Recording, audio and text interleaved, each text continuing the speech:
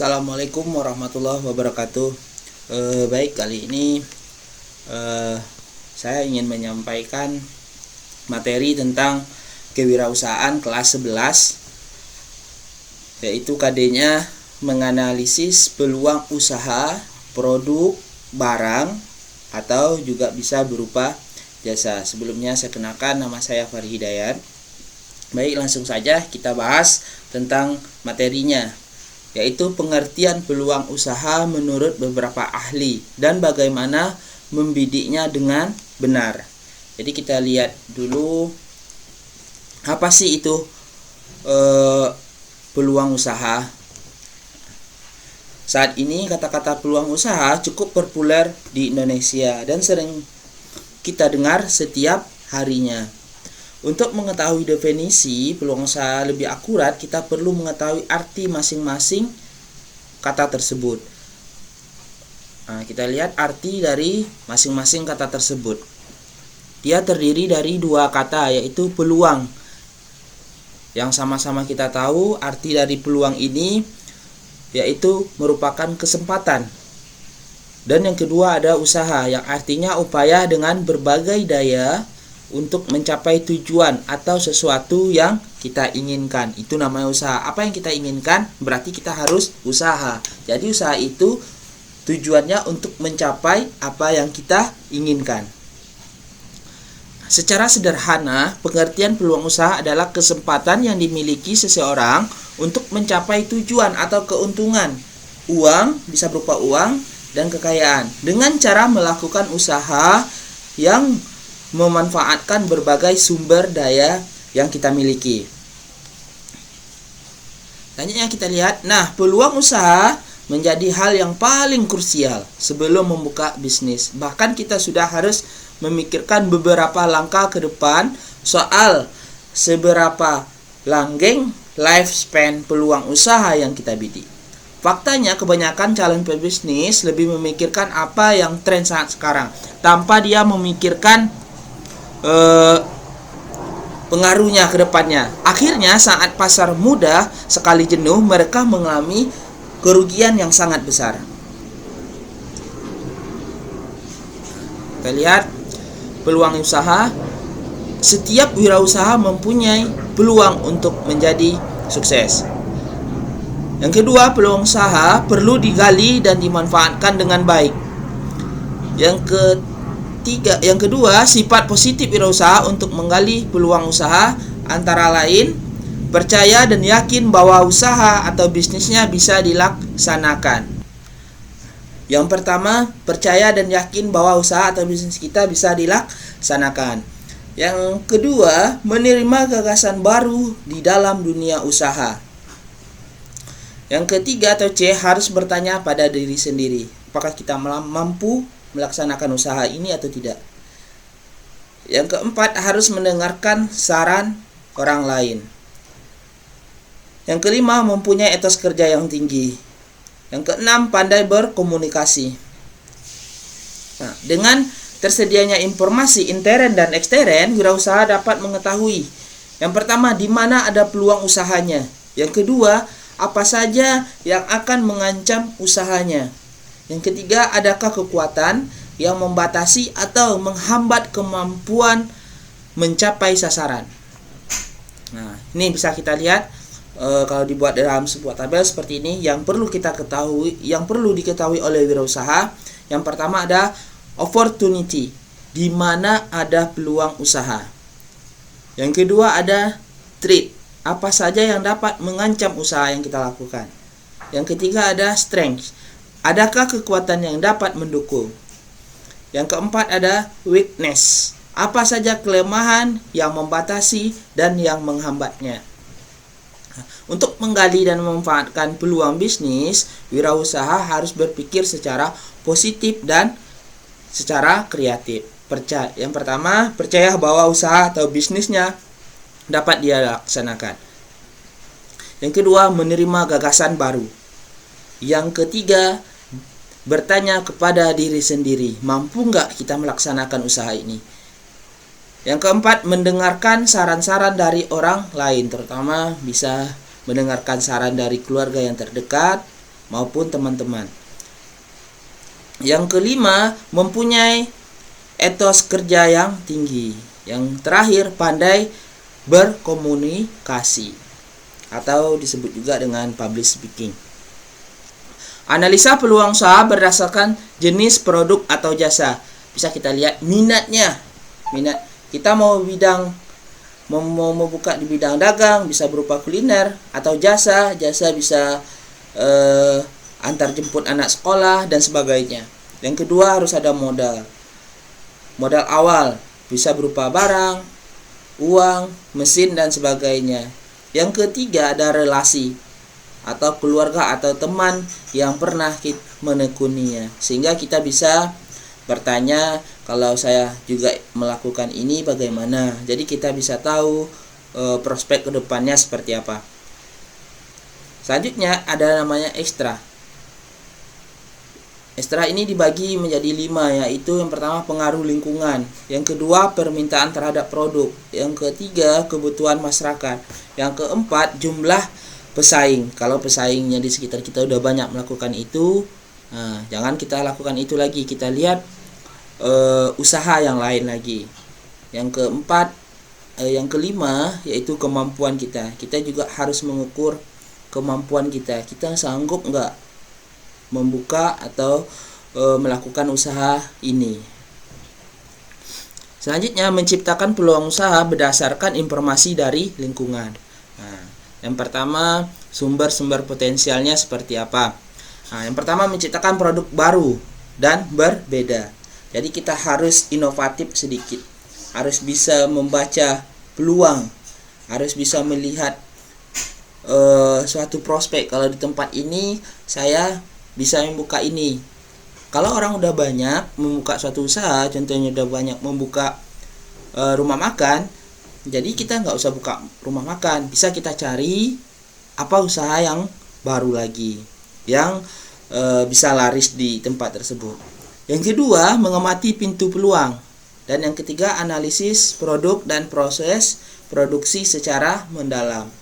Yang keempat, menaksir biaya awal. Jadi kita harus mengukur biaya awal biar usaha kita bisa maju, jangan separuh-separuh. Jadi kita ngukur, duit saya segini, saya mau melakukan apa. Jadi kita bisa tahu intinya manajemen di awal sebelum kita membuka usaha. Yang keempat, memperhitungkan risiko yang mungkin terjadi. Selanjutnya kita lihat menurut hasil survei yang dilakukan oleh Lambing, ada 2 pendekatan utama yang digunakan oleh wirausaha untuk mencapai atau untuk mencari peluang dengan mendirikan usaha baru, yaitu yang pertama pendekatan atau inside out atau disebut juga dengan ide generation. Yang kedua ada pendekatan atau day out sit in atau disebut juga dengan opportunity recognition. Ciri-ciri peluang usaha yang potensial bisa kita lihat. Yang pertama yaitu ciri-ciri peluang usaha yang potensial seperti apa? Kita lihat, ada banyak peluang usaha di sekitar kita, namun tidak semua yang mempunyai potensial yang menguntungkan untuk jangka panjang. Berikut ini adalah beberapa ciri peluang usaha yang potensial yang bisa kita lakukan. Yang pertama yaitu punya nilai jual. Yang kedua, bukan sekedar ambisi, tapi sifatnya real. Yang ketiga, bisa bertahan lama dan berkelanjutan. Yang keempat, bukan bisnis musiman. Yang kelima, skala usaha bisa diperbesar. Dan keenam, modal memulainya tidak terlalu besar. Yang terakhir, bisnis tersebut profitable. Jadi sebelum kita membuka usaha, kita lihat dulu ciri-ciri peluang usaha yang harus potensial. Yang pertama itu mempunyai nilai jual. Ada nggak nilai jual barang yang kita jual ini? Yang kedua, bukan sekedar ambisi, tetapi sifatnya real. Yang ketiga, bukan bisnis musiman.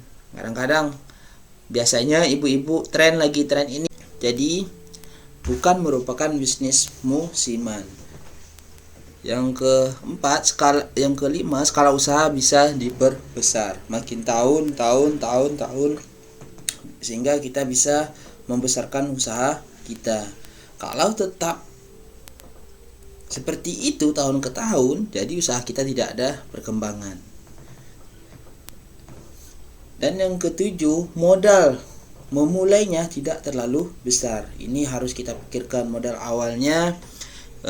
Kita cari atau kita buat usaha yang tidak terlalu besar, agar nanti kalau seumpamanya usaha kita itu drop atau gagal, kita tidak menanggung kerugian yang besar. Selanjutnya, bisnis tersebut harus profitable. Menurut Harmaizar Z dalam bukunya yang berjudul Menangkap Peluang Usaha edisi 2, beberapa faktor penting wajib diperhatikan agar sebuah usaha bisa memiliki umur yang panjang. Salah satu di antaranya adalah dengan melakukan serangkaian analisa. Nah, analisa ini juga disebut dengan analisa partia budgeting yang dipakai untuk mengukur sejumlah perubahan dalam dunia usaha. Biasanya variabel yang diteliti hanya kemungkinan perubahan tinggi seperti biaya produksi, penerimaan, dan keuntungan. Selanjutnya, ini penting untuk mengukur potensi peningkatan keuntungan dan kerugian usaha. Kisarannya, calon pemilik usaha harus melakukan proyeksi anggaran dulu, supaya ke depan berbagai macam kerugian dan hambatan bisa ditekan. Yang ketiga, atau yang C, analisa komprehensif. Dalam pengertian peluang usaha, analisa komprehensif sangat perlu. Analisa ini dilakukan secara menyeluruh. Adapun tahapannya adalah sebagai berikut. Yang pertama, kelayakan produk. Produk harus dipastikan memenuhi standar pasar agar bisa bersaing di dunia pasar. Kalau kita ingin menjual gudeg kemasan misalnya, ketahanannya gudeg itu harus kita perhatikan. Rasa setelah diawetkan juga harus kita perhatikan, dan juga kemasannya juga sangat penting. Bisa kita buat kemasannya itu gambar atau tulisan yang lebih menarik konsumen. Poin kedua, dinilai di lain pihak, analisa kelayakan produk ini penting bila Anda juga menentukan daya tarik calon pelanggan. Ini juga bisa digunakan sebagai acuan untuk mengidentifikasi sumber daya demi keperluan produksi. Yang terpenting, cari data dari konsumen secara langsung. Apa yang mereka inginkan, apa sebenarnya yang belum terpenuhi. Sisi produksi juga harus dilihat, seberapa sulit dan seberapa banyak bahan yang dibutuhkan. Hal ini sering diidentikan dengan usability testing dan konsep testing yang membahas tentang ide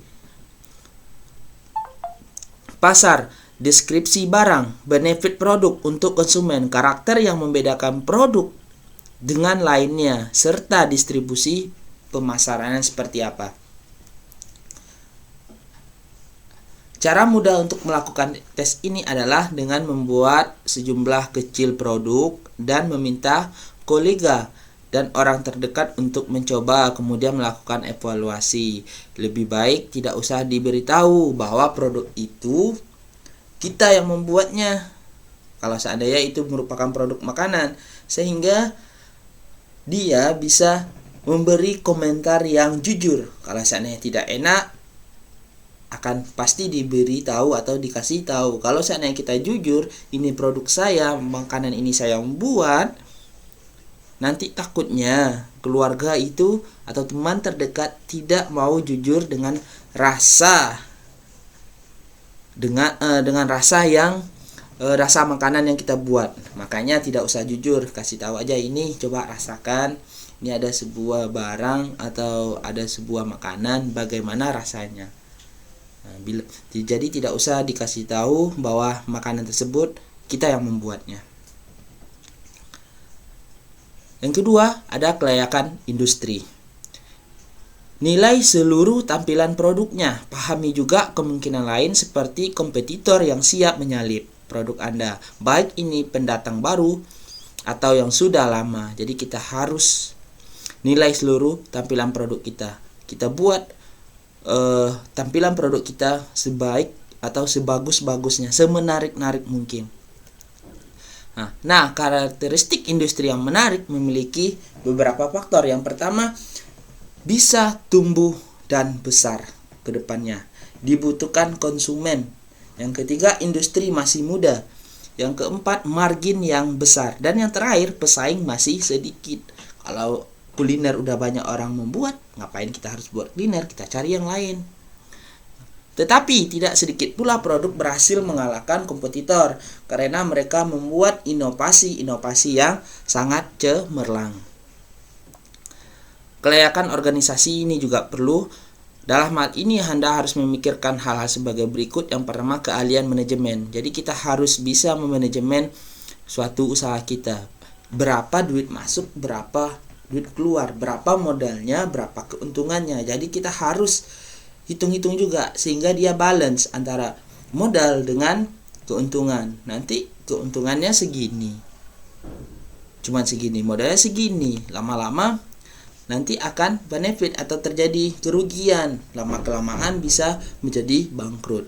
Nah, jadi harus mempunyai keahlian manajemen yang tepat.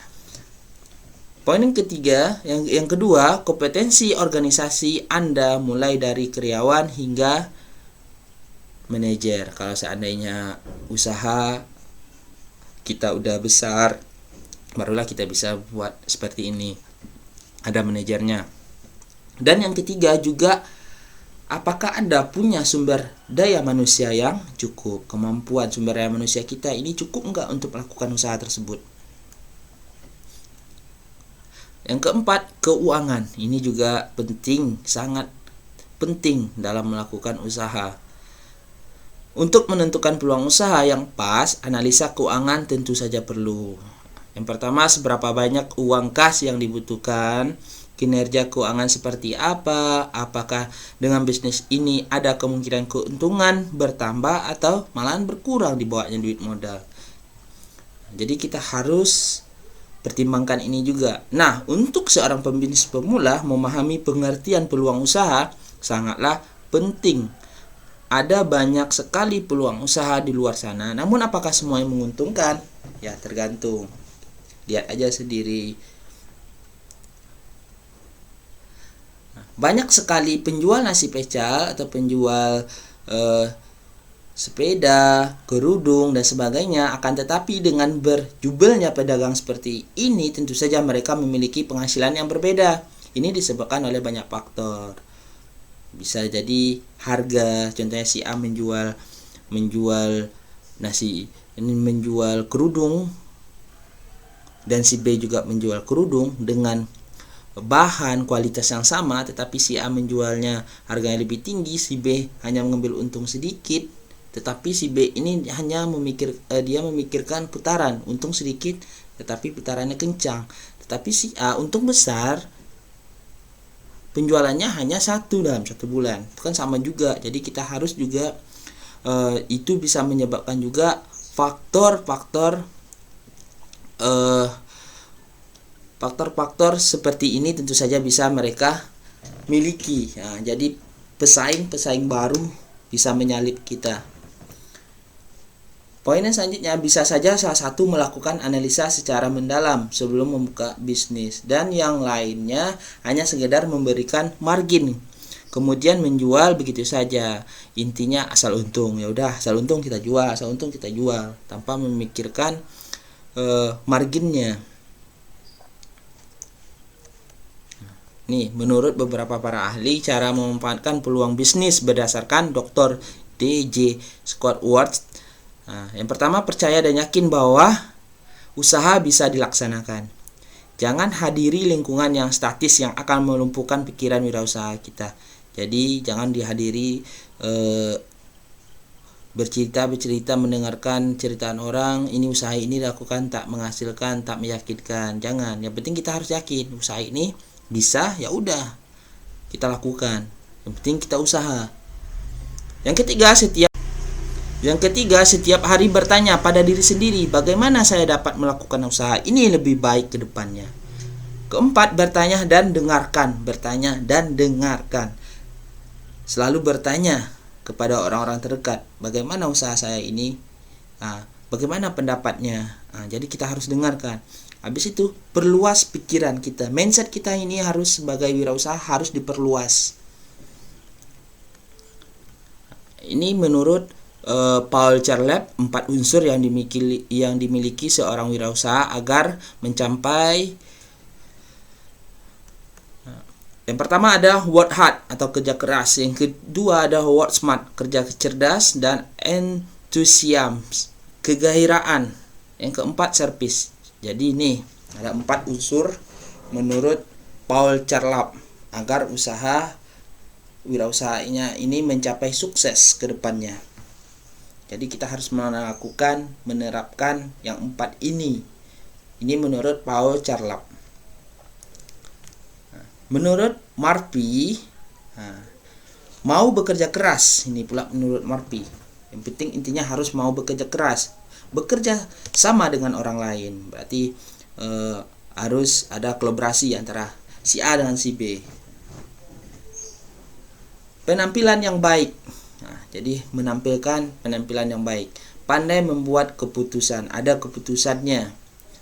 Pandai mengambil keputusan. Mau menambah ilmu pengetahuan.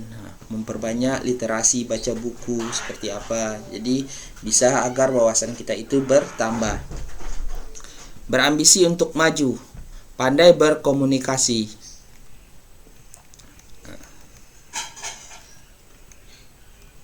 Selanjutnya, faktor-faktor yang menyebabkan kegagalan usaha. Ini ada beberapa faktor yang bisa menyebabkan gagalnya kita berusaha.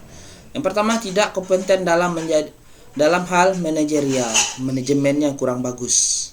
Yang kedua, kurang berpengalaman. Yang ketiga, kurang dapat mengendalikan keuangan.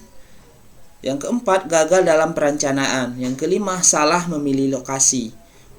Yang keenam, kurangnya pengawasan peralatan. 7. Sikap yang tidak sungguh-sungguh dalam berusaha.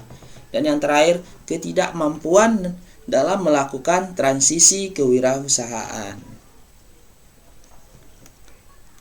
Ini risiko usaha.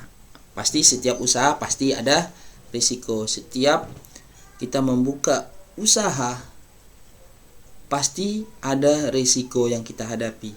Beberapa risiko yang mungkin terjadi antara lain, nih misalnya kita lihat perubahan permintaan. Biasanya bulan ini permintaan banyak, tahu-tahunya bulan depan sedikit. Begitu juga sebaliknya, permintaannya sedikit, bulan depan banyak. Jadi kita harus siap mental dalam menghadapi itu.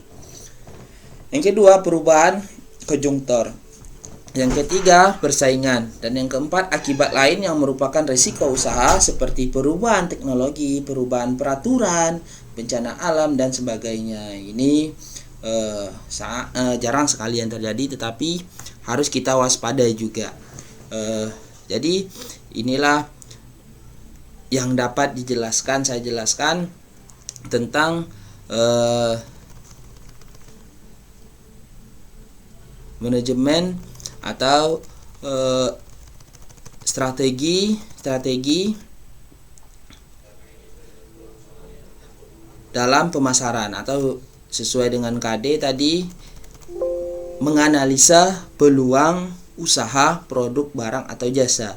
Berarti usaha itu, berwirausaha itu bukan hanya menjual produk saja, produk barang, tapi jasa juga bisa kita jual. Jasa contohnya Gojek, Gokar, itu kan merupakan jasa. Jadi demikian saya akhiri. Sebelum saya akhiri, semoga bermanfaat. Semoga bisa menjadi acuan sebelum kita membuka usaha. Wabillahi taufiq hidayah. Assalamualaikum warahmatullahi wabarakatuh.